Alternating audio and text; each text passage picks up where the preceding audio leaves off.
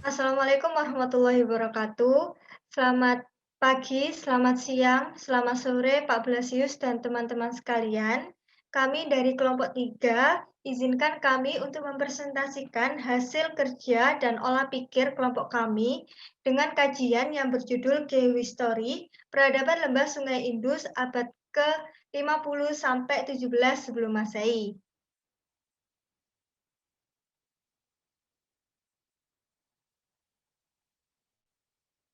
Kelompok kami beranggotakan Gita Lorencia Danari, kemudian saya sendiri Maudy Amalia, dan teman saya yang satunya yaitu Neklisha Rolis.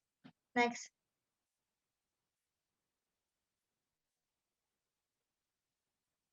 Sebuah penelitian yang bagus itu pastinya diawali dari latar belakang dalam penyusunannya, serta diawali dengan permasalahan.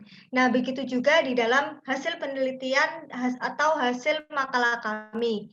Nah, kelompok kami mengawali penulisan makalah ini dengan uraian latar belakang berupa adanya fenomena ditemukannya peninggalan-peninggalan material di sekitar Sungai Indus pada tahun 1920-an oleh para pekerja yang pada saat itu sedang membangun rel kereta api di daerah Punjab atau di daerah India, di mana daerah Punjab ini terletak di sekitaran Sungai Indus dan di daerah Punjab ini itu letaknya sangat dekat sekali dengan anak Sungai Indus yang bernama Sungai Sultan.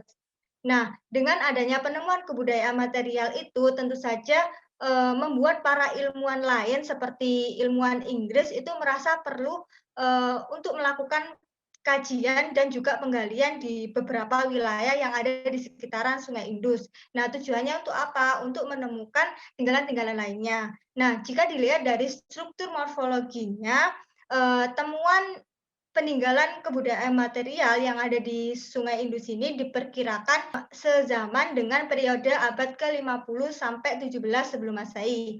Nah, Susmi Hira dalam bukunya yang berjudul Sejarah Peradaban Dunia 1 tahun 2017 menyebutkan bahwa temuan peninggalan-peninggalan kebudayaan material yang ditemukan di Sungai Indus itu terdiri dari bangunan-bangunan yang terbuat dari batu bata, kemudian jalan-jalan yang dibuat lebar-lebar, kemudian saluran air, kemudian tempat pemandian, kemudian perhiasan, lempeng tanah atau yang disebut sebagai terakota berbentuk persegi, kemudian materai-materai yang berbentuk atau bergambar binatang atau tumbuhan, kemudian tembikar, prasasti, serta patung. Nah, dengan adanya fenomena berupa peninggalan-peninggalan material di sekitaran Sungai Indus itu kemudian menjadi sebuah pertanyaan besar di benak tim kelompok atau tim penulis ini. Karena kok bisa peninggalan-peninggalan kebudayaan material itu letaknya di sekitaran Sungai Indus. Nah, pertanyaan itu menurut tim penulis itu menjadi sebuah permasalahan yang layak diteliti. Nah, pasalnya sampai saat ini pertanyaan-pertanyaan seputar fenomena ditemukannya peninggalan kebudayaan material di sekitaran Sungai Indus itu masih belum terjawab secara akademis dan secara ilmiah, baik melalui kajian maupun sumber tertulis, sehingga dapat disimpulkan bahwa peninggalan-peninggalan kebudayaan material yang ada di sekitaran Sungai Indus ini layak untuk diteliti dengan menggunakan kajian teori geohistory seperti itu. Next.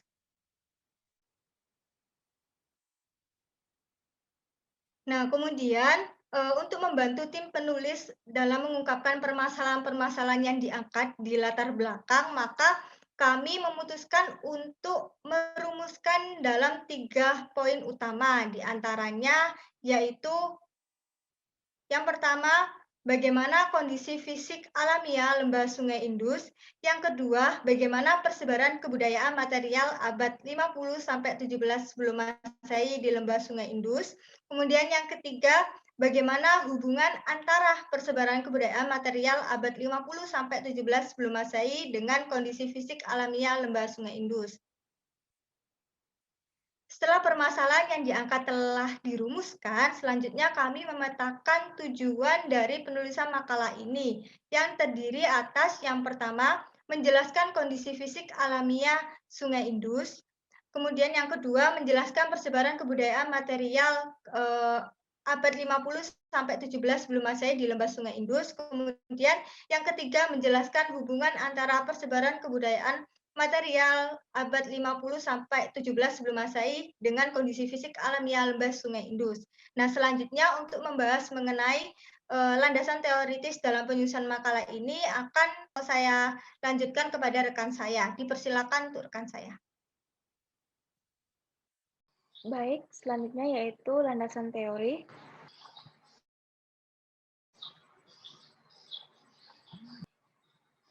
Baik, selanjutnya yaitu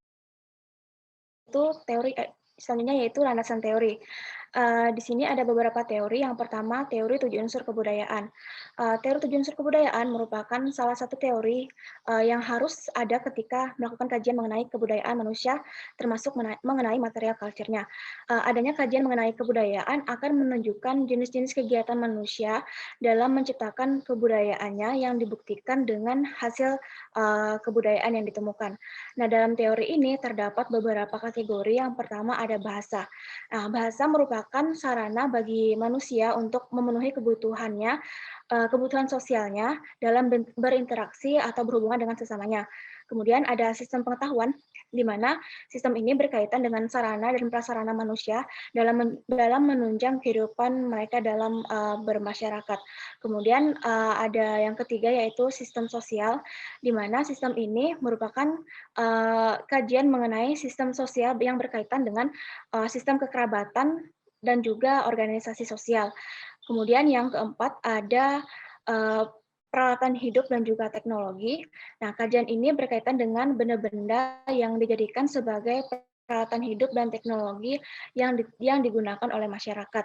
Nah, kemudian yang kelima ada sistem ekonomi atau mata pencaharian.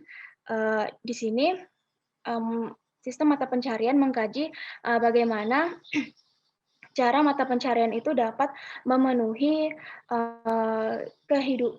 ketercukupan kehidupan masyarakat dalam kehidupan bermasyarakat.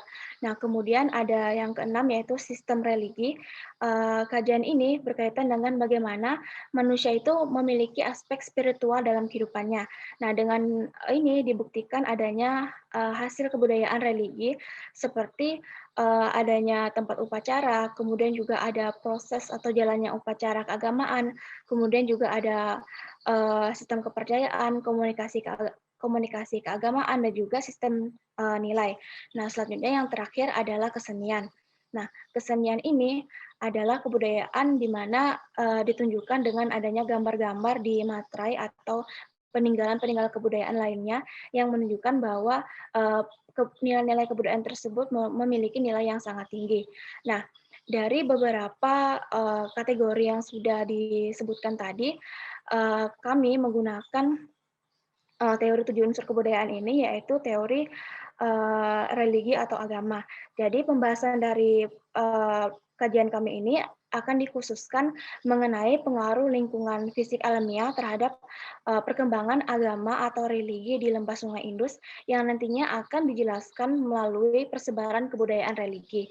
Nah, adapun tinjauan bahasan yang akan kami paparkan pada kajian kami ini berdasarkan temuan-temuan data yang telah kami temukan, di mana ada tempat upacara keagamaan yang ditemukan seperti adanya kuil, kemudian juga ada sarana upacara keagamaan yang ditemukan seperti adanya altar api, kemudian juga ada benda dan alat upacara ditemukan adanya patung-patung serta materai yang terbuat dari tanah liat, kemudian adanya pelaku upacara yang dibuktikan dengan adanya temuan kerangka manusia. Selanjutnya yaitu teori peradaban. Nah, dalam teori peradaban ini terdapat 4 dimensi yang tercangkup dalam teori peradaban. Yang pertama ada dimensi kebentukan. Nah, dimensi kebentukan ini merupakan dimensi yang menjelaskan mengenai bentuk-bentuk yang berada di suatu peradaban. Nah, dimensi ini memiliki hubungan terkait agama, bahasa, dan juga ideologi kemasyarakatan. Kemudian ada dimensi keruangan, di mana dimensi ini membahas seputar ruang dan juga hubungannya dengan wilayah atau suatu peradaban. Nah, dimensi ini terdiri dari skala makro, semi makro, dan juga skala mikro. Selanjutnya yaitu ada dimensi waktu. Dimensi waktu ini berkaitan dengan umur dari suatu peradaban yang diukur menggunakan satuan abad. Kemudian ada dimensi struktural. Dimensi struktural ini berkaitan dengan aspek-aspek seperti aspek sosial, politik, dan juga ekonomi. Nah, jadi dari beberapa dimensi yang sudah dijelaskan, kami menggunakan 3 dimensi untuk mengkaji peradaban lembah Sungai Indus. Jadi dimensi yang pertama yaitu dimensi kebentukan. Nah, dimensi kebentukan ini kami menggunakan dimensi kebentukan yaitu agama atau religi. Kemudian untuk dimensi keruangan, untuk skala makronya kami mengambil lembah Sungai Indus. Untuk skala semi makronya kami mengambil wilayah-wilayah yang menjadi tempat temuan dari hasil kebudayaan yaitu Manjadaro dan Harappa, Rakhakari, Banawali, Cancudaro, Kalibangan, Lakandaro, dan juga Farmana. Nah, kemudian skala mikro yaitu tinggalan kebudayaan yang ada di lembah Sungai Indus. Kemudian untuk dimensi waktu ini kami menggunakan rentan waktu sekitar abad ke-50 sampai 17 sebelum Masehi. Selanjutnya yaitu teori geohistory. Nah, pada teori ini berkaitan dengan timbul dan berkembangnya suatu peradaban. Nah, pada teori ini terdapat beberapa cakupan, yaitu yang pertama ada teori determinisme lingkungan. Nah, teori determinisme lingkungan ini menganggap bahwa iklim dan juga cuaca itu berpengaruh bagi sejarah manusia dalam suatu perkembangan suatu kehidupan manusia. Kemudian yang kedua ada teori posibilisme lingkungan. Teori ini menjelaskan bahwa kondisi alam tidak menjadi faktor yang menentukan, melainkan menjadi faktor pendukung dalam kebudayaan manusia. Kemudian yang ketiga yaitu teori ekologi budaya. Nah, teori ekologi budaya ini merupakan proses penyesuaian diri secara berkelanjutan yang dilakukan oleh manusia dengan lingkungan dalam rangka mempertahankan kelangsungan hidupnya di suatu kebudayaan. Kemudian yang terakhir yaitu teori model ekosistem, di mana teori ini memandang organisasi sosial dan kebudayaan sebagai administrasi fungsional. Jadi dari beberapa teori yang sudah disampaikan, kami menggunakan teori determinisme lingkungan. Nah, berdasarkan penjelasan teori determinisme lingkungan yang memiliki pandangan bahwa keadaan alam dan juga lingkungan fisik akan memberikan pengaruh terhadap manusia. Maka pandangan ini dapat digunakan sebagai acuan analisis hubungan kondisi lingkungan fisik alamiah terhadap kebudayaan lembah Sungai Indus.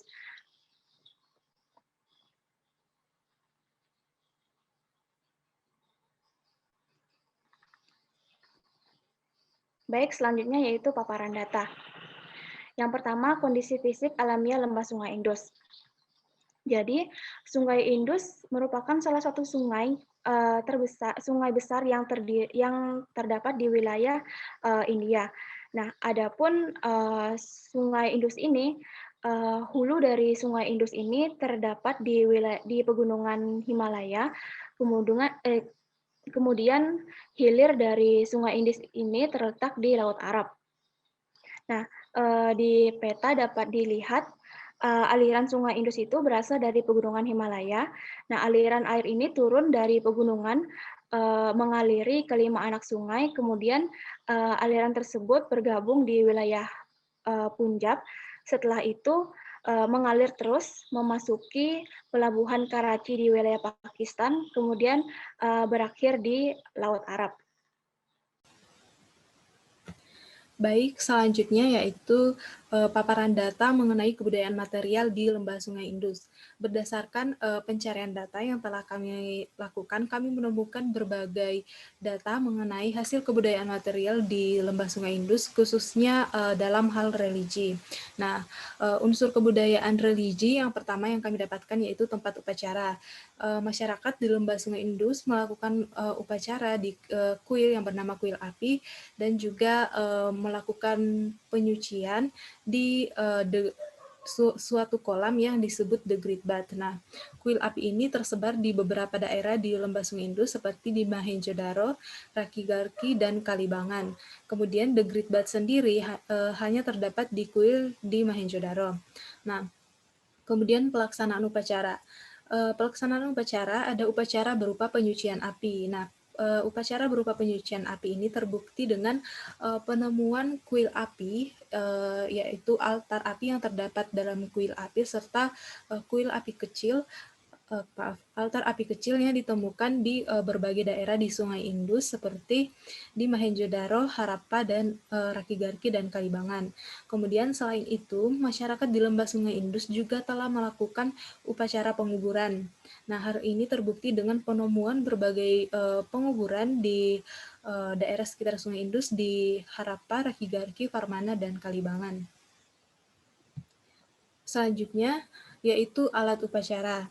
Nah, ditemukan berbagai alat upacara, salah satunya seperti altar api kecil yang diperkirakan digunakan oleh masyarakat atau kaum awam untuk membawa api yang telah disucikan di kuil ke rumah mereka masing-masing untuk digunakan untuk berdoa. Nah, altar api kecil ini ditemukan di Mohenjo-daro dan Harappa. Kemudian terdapat pula patung Dewa Ibu yang dimanfaatkan dalam upacara religi yang ditemukan di Mohenjo-daro, Harappa, Kalibangan, Rakigarki, Banawali, dan Candhudaro. Selanjutnya yaitu patung pendeta raja atau sering disebut sebagai patung pendeta berjanggut ditemukan di Mohenjo-daro dan Harappa. Selain itu ditemukan juga materai yang dianggap sebagai penolak bala. Hal ini materai ini berfungsi sebagai penolak bala sehingga banyak ditemukan di berbagai daerah seperti di Mohenjo-daro, Harappa, Rakigarki, Banawali, Candhudaro, Kalibangan, dan Lakandaro. Nah, materai ini berfungsi sebagai jimat sehingga banyak dibawa oleh masyarakat. Oleh karena itu banyak ditemukan di sekitar Sungai Indus. Kemudian pelaku upacara. Nah, data mengenai pelaku upacara ini didukung dengan penemuan kerangka manusia di berbagai daerah di Sungai Indus seperti di Mohenjo-daro, Harappa, Rakigarki, Farmana, dan Kalibangan. Selanjutnya yaitu persebaran kuil atau tempat upacara di Lembah Sungai Indus. Nah, seperti yang telah dijelaskan tadi bahwa masyarakat di Lembah Sungai Indus melakukan upacara di suatu kuil yang disebut dengan kuil api. Nah, dapat kita lihat pada gambar ini merupakan sketsa dari kuil api yang terdapat di Mohenjo-daro.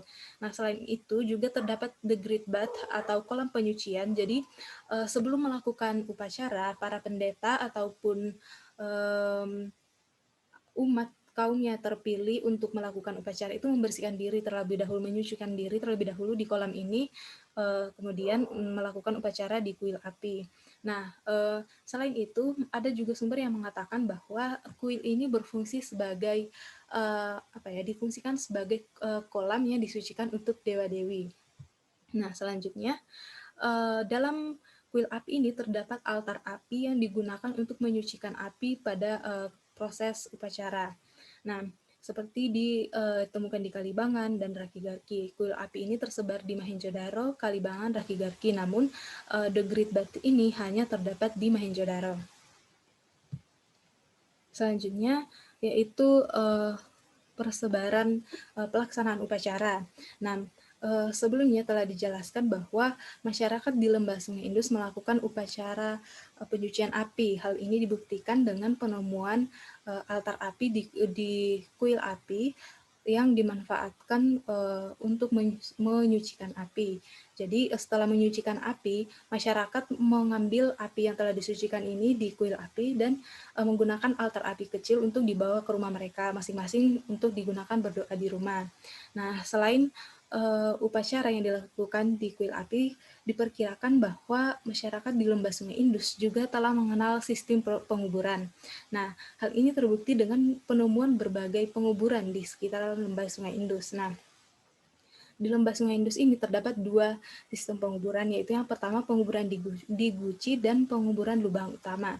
Penguburan di Guci ini dikhususkan untuk bayi atau anak-anak. Jadi berdasarkan penggalian yang telah dilakukan oleh para arkeolog, jadi di dalam guci-guci yang dikuburkan ini itu terdapat abu jenazah dari anak-anak.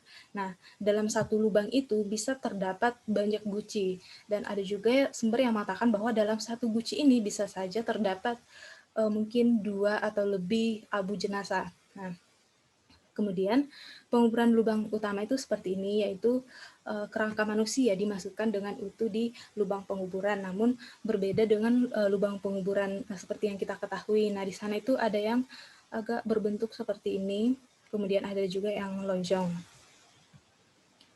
Selanjutnya, yaitu persebaran alat upacara. Nah, alat upacara di Lembah Sungai Indus itu terdapat patung Dewa Ibu, kemudian patung pendeta berjanggut, kemudian ditemukan juga altar api kecil dan materai-materai. Nah, seperti yang telah dijelaskan tadi bahwa materai ini digunakan sebagai jimat, oleh karena itu fungsinya jumlahnya itu sangat banyak ditemukan di sekitar Sungai Indus. Nah, kemudian patung Dewi Ibu ini banyak ditemukan juga di rumah-rumah masyarakat di Lembah Sungai Indus, karena seperti yang dijelaskan tadi, ketika telah melakukan upacara di kuil, kemudian masyarakat mengambil api yang telah disucikan itu, kemudian menggunakan altar api kecil, kemudian dibawa ke rumah mereka untuk berdoa. Nah, kemudian persebaran alat upacara ini ditemukan di berbagai tempat di Lembah Sungai Indus, seperti di Lakhandaro yang terdapat berbagai materai, kemudian Canhudaro, Kalibangan, Banawali, dan Rakigarki terdapat patung Dewi Ibu dan juga materai. Kemudian di Mahenjo-daro dan Harappa terdapat patung Dewi Ibu, patung pendeta yang disucikan, kemudian altar api kecil, dan juga materai. Jadi setelah itu di materai-materai ini bukan hanya memuat satu gambar, itu beragam. Ada juga gambar Dewi Ibu, gambar dewa binatang seperti ini, dapat kita lihat pada layar. Kemudian juga terdapat juga gambar dari hewan-hewan dan tumbuhan yang disucikan oleh masyarakat di Lembah Sungai Indus, serta beberapa simbol-simbol seperti simbol bintang ataupun matahari. Selanjutnya yaitu pelaku upacara. Nah, adanya pelaku upacara di Lembah Sungai Indus ini ditemukan dengan penemuan kerangka manusia. Nah, kerangka manusia ini banyak ditemukan di berbagai tempat di Lembah Sungai Indus, seperti di Harappa, Mahenjo-daro, Rakigarki, Kalibangan, dan Farmana. Nah, yang ditemukan di Harappa, Kalibangan, Rakigarki, dan Farmana itu berupa kuburan. Jadi kerangka manusia yang terdapat di kuburan. Namun di Mahenjo-daro itu kerangka manusia ditemukan bukan berupa penguburan, tetapi kerangka ini itu hampir tersebar di jalan-jalan di kota Mahenjo-daro, karena diperkirakan pada akhir zaman di Mahenjo-daro itu terjadi wabah penyakit, sehingga karena wabah ini tidak memakan korban jiwa yang sangat banyak, sehingga tidak sempat dilakukan suatu upacara penguburan, sehingga kerangka-kerangka manusia ini berserakan di jalan-jalan. Ini dapat kita lihat gambar kerangka manusia yang terdapat di jalan-jalan di kota Mahenjo-daro. Baik, selanjutnya yaitu pembahasan. Baiklah, terima kasih. Sekarang saya akan melanjutkan mengenai pembahasan. Nah, di bagian awal pembahasan makalah ini, kelompok kami itu mengawalinya dengan menjelaskan mengenai sebaran kebudayaan di Lembah Sungai Indus itu merupakan suatu peradaban.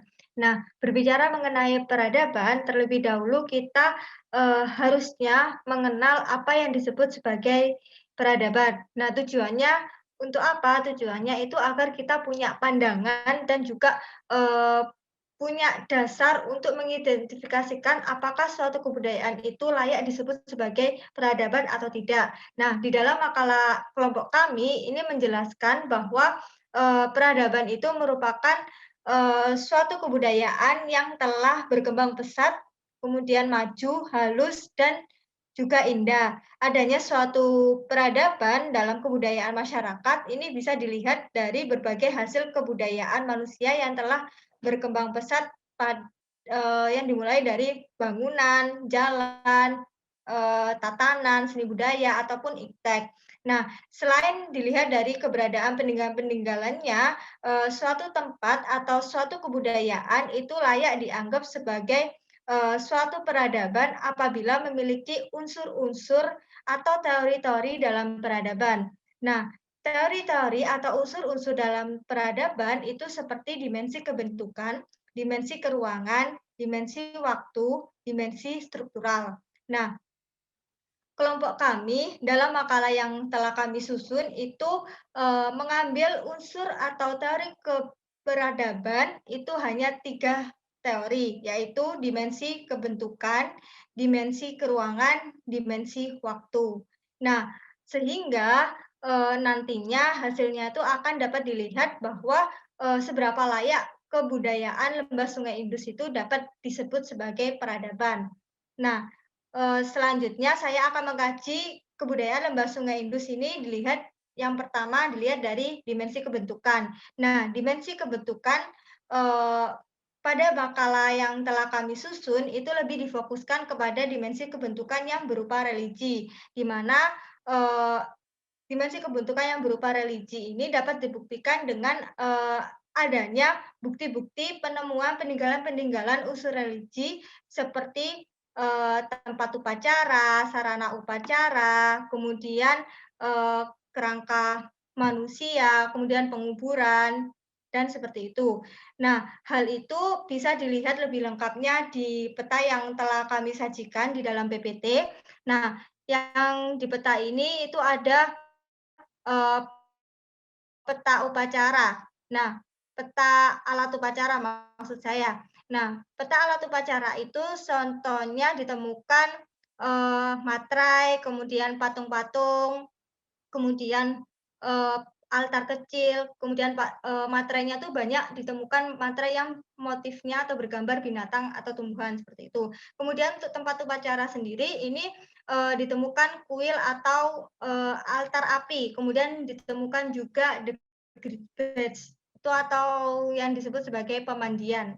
Nah, kemudian ditemukan juga, kerangka manusia, kemudian ditemukan juga penguburan. Nah, ini bisa dilihat di dalam peta yang telah kami sajikan di dalam PPT. Ini ada beberapa titik-titik yang warnanya sudah ada di legenda. Nah, ini bisa dilihat sendiri, misalkan di Cunhu Daro itu ada satu dimensi kebentukan berupa religi, kemudian Mohenjo-daro ada 3, kemudian di Lakandaro ada 1, kemudian di Harappa ada 3, kemudian di Kalibangan ada 4, kemudian di Banawali ada 1, di Rakigarki ada 4, di Farmana ada 2, seperti itu.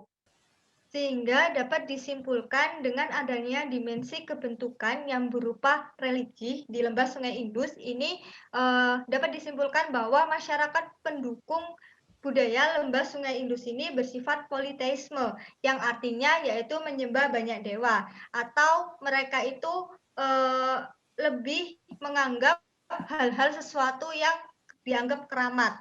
Nah, hal itu terwujud pada berbagai penemuan-penemuan yang sifatnya suci atau keramat, seperti itu. Next.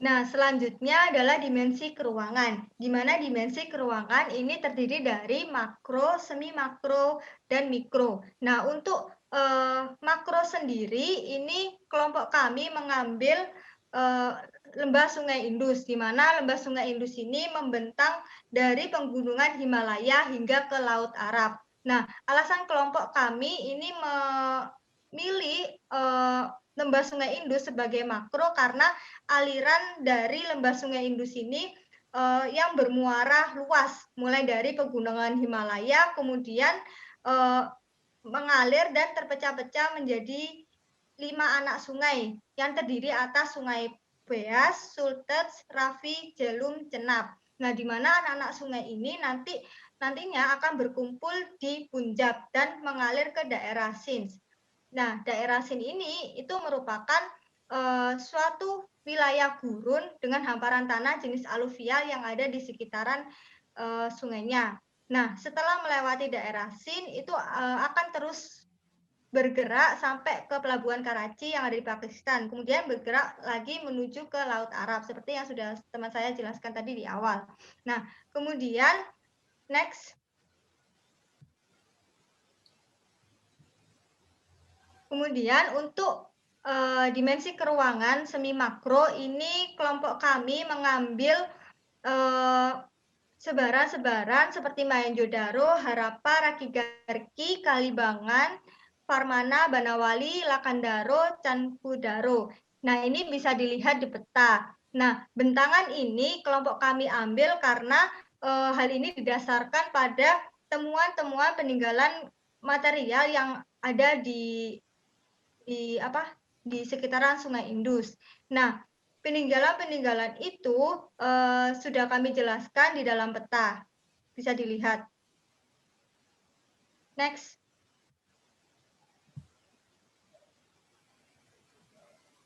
Kemudian untuk dimensi keruangan yang mikro ini kelompok kami mengambil Mohenjo-daro dan Harappa. Hal ini disebabkan karena Mohenjo-daro dan Harappa ini merupakan pusat-pusat kebudayaan yang lebih maju daripada wilayah atau kota-kota lain di luar situ. Seperti itu. Nah, oleh karena itu kelompok kami mengambil dimensi keruangan yang mikro itu di Mohenjo-daro dan juga Harappa. Selanjutnya yaitu dimensi waktu. Di dimensi waktu ini kelompok kami mengambil periodisasi yaitu abad 50 sampai 17 sebelum Masehi, di mana periodisasi ini terdiri dari beberapa tahapan. Untuk tahapan yang pertama ini dimulai pada abad maksud saya 50 sampai 31 sebelum Masehi, di mana itu dimulai dengan adanya kehidupan bangsa Dravida di lembah Sungai Indus. Nah, kemudian untuk tahap yang kedua yaitu perkembangannya itu mencapai kejayaan yaitu pada abad 30 sampai 20 sebelum Masehi. Dan kemudian runtuh pada abad ke-19 sampai 17 sebelum Masehi. Nah, periode ini itu untuk lebih jelasnya bisa dilihat di peta yang telah kami sajikan, di mana peta yang telah kami sajikan itu yang pertama ada Cunhudaro, di mana Cunhudaro itu perkembangannya yaitu mulai 40 sampai 17 sebelum Masehi. Kemudian untuk Mohenjo-daro itu 30 sampai 20 sebelum Masehi. Kemudian untuk Lakandaro itu 26 sampai 23 sebelum Masehi. Kemudian Harappa itu 30 sampai 20 sebelum Masehi. Kemudian Kalibanga ini berkembang mulai 28 sampai 26 sebelum Masehi. Kemudian Banawali ini berkembang mulai 17 sebelum Masehi. Kemudian Rakigarki ini berkembang 26 sampai 19 sebelum Masehi. Kemudian untuk Farmana sendiri ini berkembang mulai 50 sampai 31 sebelum Masehi, seperti itu. Nah, dari dimensi-dimensi yang telah saya sebutkan tadi, itu bisa diambil kesimpulan mulai dari dimensi kebentukan, dimensi waktu, kemudian dimensi keruangan, ini bisa menandakan bahwa kebudayaan lembah Sungai Indus ini layak disebut sebagai peradaban. Terlebih saat itu kebudayaan lembah Sungai Indus itu merupakan salah satu kebudayaan yang sangat maju. Nah, untuk informasi tambahan itu bisa dilanjutkan oleh rekan saya. Selanjutnya yaitu hubungan antara persebaran kebudayaan material abad ke-50 sampai 17 sebelum Masehi dengan kondisi fisik alamiah lembah Sungai Indus.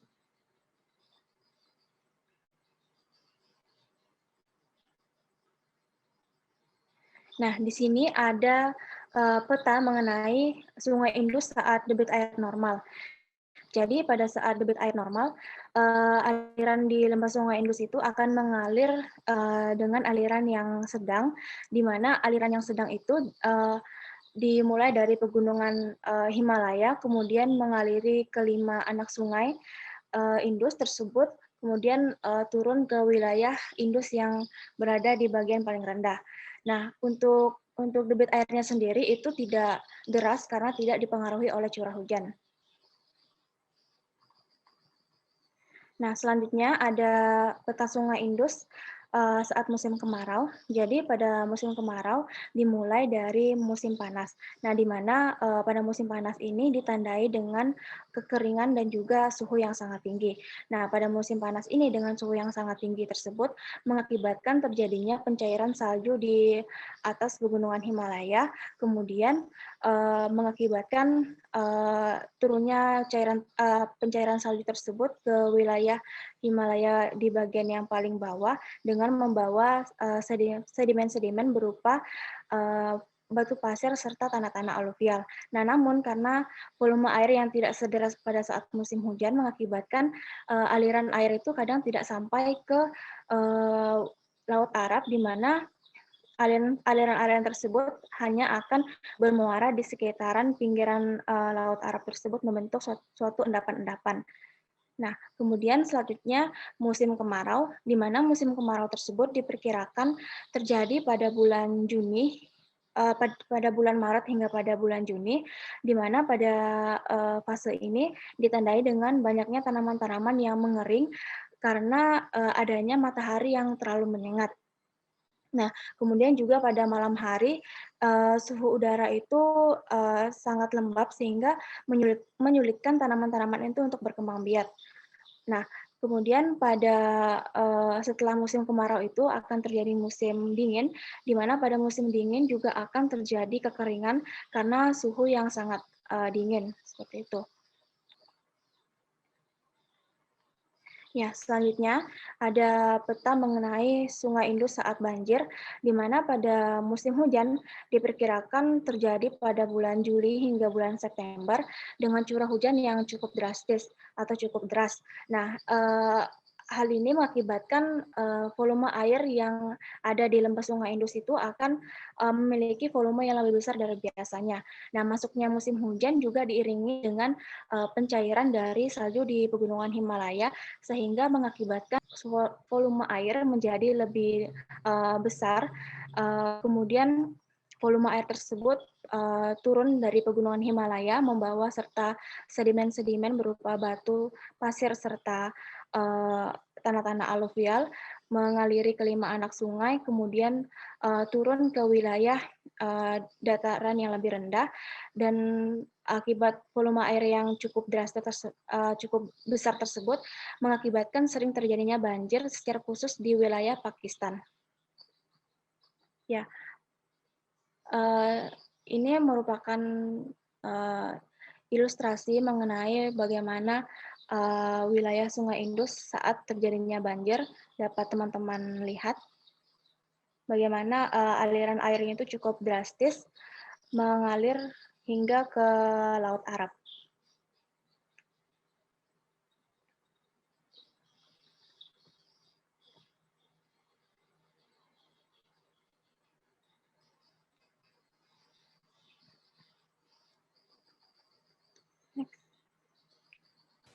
Oke, berdasarkan penyampaian yang telah disampaikan oleh teman saya, kita dapat mengetahui bahwa ketika terjadi banjir ataupun saat keadaan normal, air dari Sungai Indus ini membawa endapan berupa tanah liat sehingga menyebabkan terjadi kesuburan di sekitar sungai sekitar daerah pinggiran Sungai Indus ini.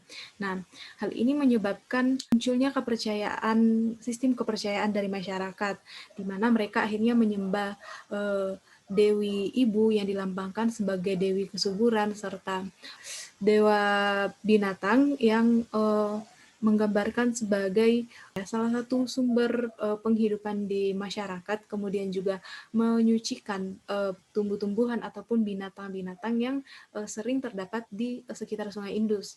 Nah, selain menyebabkan terjadinya munculnya sistem kepercayaan masyarakat ini, Sungai Indus ini kemudian juga sangat berpengaruh dalam pembangunan tempat upacara di lembah Sungai Indus, seperti pemanfaatan tanah liat yang dibawa oleh aliran sungai ini untuk membangun tempat-tempat upacara seperti kuil misalnya, ataupun alat-alat upacara seperti patung-patung Dewa Ibu ataupun materai-materai yang kemudian dimanfaatkan sebagai jimat ataupun untuk membuat penguburan atau guci-guci yang dimanfaatkan untuk penguburan bayi, sehingga kondisi lingkungan fisik dari Sungai Indus ini sangat berperan penting terhadap sistem kepercayaan masyarakat di Sungai Indus. Nah, selain itu, air dan api merupakan suatu hal yang sangat berperan penting dalam pemujaan terhadap dewa-dewa di lembah Sungai Indus. Nah, seperti saya telah jelaskan tadi bahwa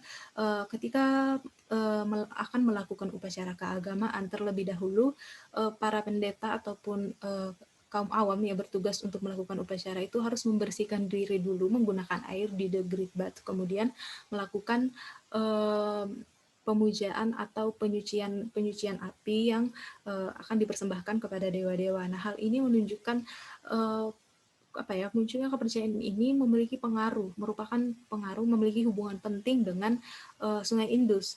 Nah, selain itu, air ini merupakan sumber penghidupan bagi masyarakat di Sungai Indus.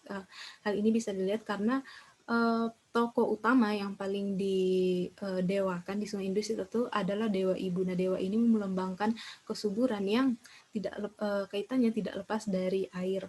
Nah, kemudian materai ataupun artefak yang berlambangkan hewan ataupun Dewa Ibu, Dewa Binatang, ataupun pohon-pohon atau tumbuhan-tumbuhan yang tumbuh di sekitar Sungai Indus itu mereka anggap sebagai suatu yang sakral, sehingga diwujudkan dalam bentuk gambar-gambar pada materai.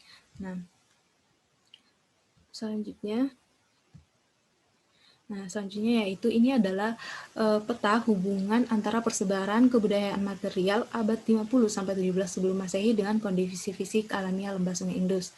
Jadi, seperti telah dijelaskan tadi bahwa ketika banjir ataupun aliran air sungai itu sedang, nah volumenya sedang, itu membawa tanah liat. Kemudian tanah liat ini menyebabkan kesuburan di daerah-daerah sekitar Sungai Indus. Nah,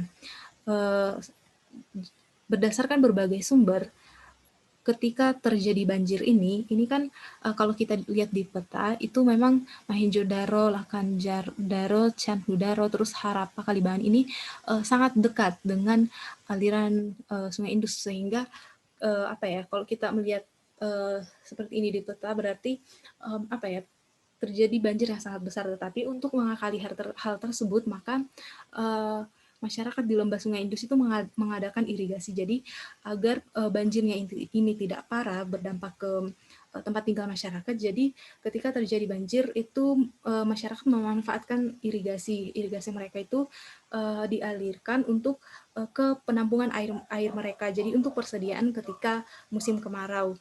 Nah, selain itu dari berbagai sumber dikatakan bahwa pusat perbengkelan untuk pembuatan alat-alat upacara itu di Mohenjo-daro ataupun di Harappa. Nah, dari kita lihat Mohenjo-daro dan Harappa ini merupakan salah satu tempat yang sangat terdampak banjir, sehingga lumpur ataupun tanah liat yang terdapat tempat ini cukup banyak, sehingga tempat ini cukup strategis dalam pembuatan alat-alat upacara. Nah, kemudian ada beberapa daerah yang letaknya agak jauh dari sungai ini. Nah, daerah-daerah ini itu dimanfaatkan sebagai tempat pertanian. Jadi sistemnya seperti ini. Batu bata yang dibuat itu ketika telah dibakar, itu cara menempelkannya itu kayak dilumuri lumpur lagi biar itu dapat mengatasi banjir. Jadi airnya itu nggak masuk.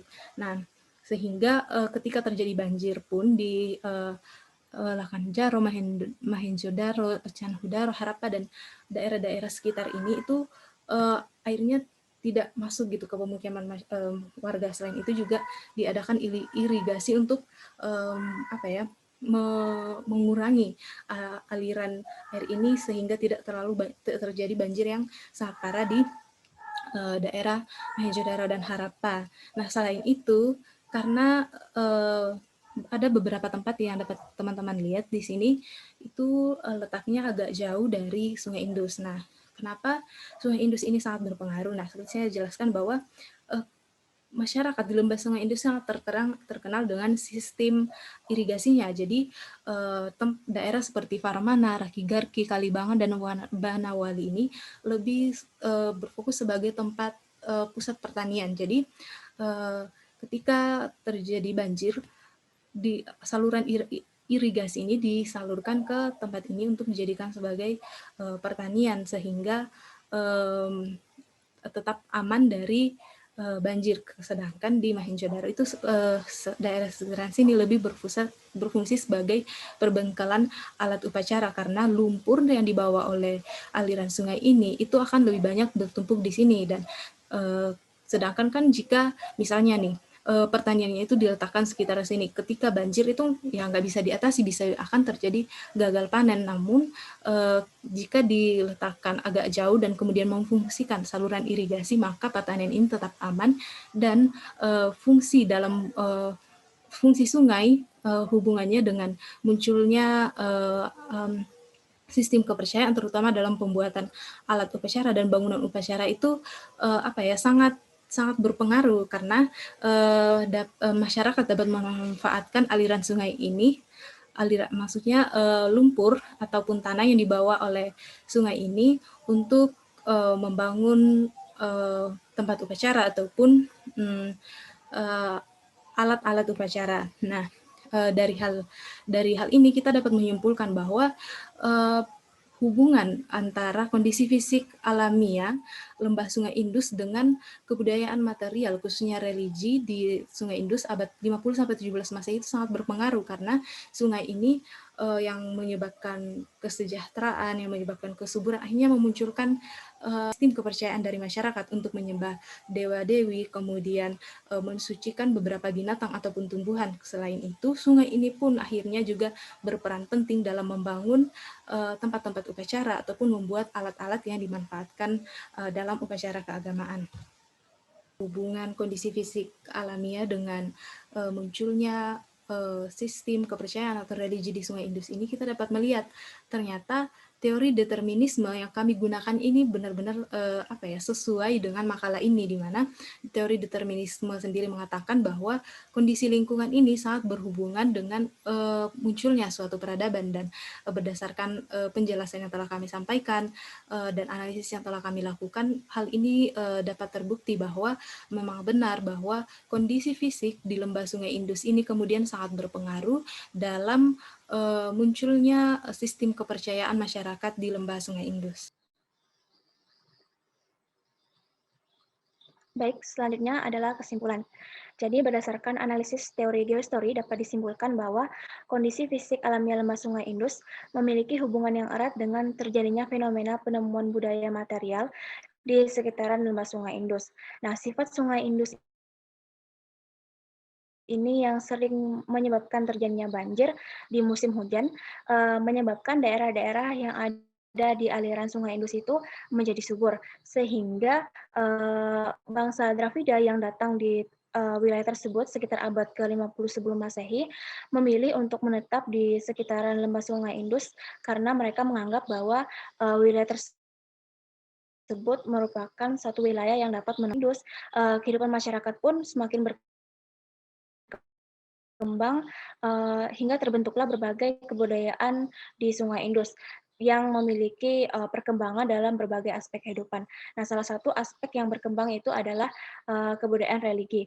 Nah, setelah dilakukan analisis menggunakan teori peradaban, maka dapat disimpulkan bahwa lembah Sungai Indus ini merupakan satu peradaban yang berpusat di kota Mohenjo-daro dan Harappa yang dapat diperhatikan dengan banyaknya temuan-temuan sistem religi di kota ini, sehingga dapat disimpulkan bahwa kota Mohenjo-daro dan Harappa merupakan pusat agama di lembah Sungai Indus.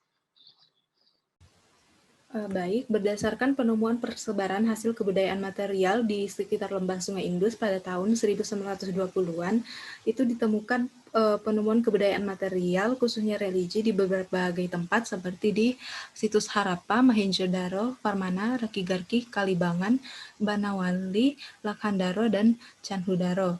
Nah, berdasarkan analisis kami diperkirakan bahwa pusat dari penemuan-penemuan tersebut yaitu di kota Mohenjo-daro dan Harappa. Nah, penemuan yang ditemukan di tempat-tempat tersebut ini merupakan suatu hasil dari sistem religi, seperti yang telah dijelaskan tadi, seperti alat upacara, tempat upacara, sarana, dan lain-lain, yang merupakan salah satu bagian dari unsur kebudayaan. Nah, penemuan-penemuan di lembah Sungai Indus ini kemudian kami analisis dengan menggunakan teori determinisme lingkungan, yaitu dengan menganalisis kondisi fisik di lembah Sungai Indus seperti terjadinya banjir, kering, dan lain-lain. Nah, selain itu kami juga melakukan analisis menggunakan teori peradaban dengan menggunakan 3 dimensi dalam teori peradaban, yaitu dimensi kebentukan, keruangan, dan waktu. Nah, dengan menggunakan berbagai teori dan persebaran kebudayaan tersebut, maka hasilnya yaitu dapat disimpulkan hal-hal tersebut merupakan suatu peradaban lembah Sungai Indus abad 50-17 Masehi yang dianalisis melalui teori geohistory.